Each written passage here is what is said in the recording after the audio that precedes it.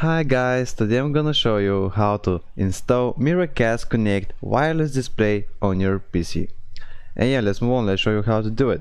So first, open this Windows button here and click on Settings, click on Apps, and here click on Optional Features, click on this plus here and search for wireless display.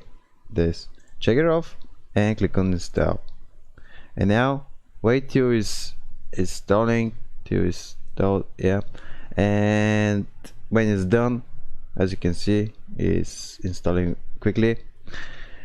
And when it's done, just you have to close the settings, and that's it. You have a wireless display installed on your PC.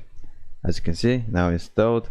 Just close it, and now you have Miracast Connect wireless display on your PC. That's it. If I helped you out, make sure to give it a like, and also if you have some questions, if you have some problems, comment down below the video and I'll try to respond in a few days. And see you next video. Bye.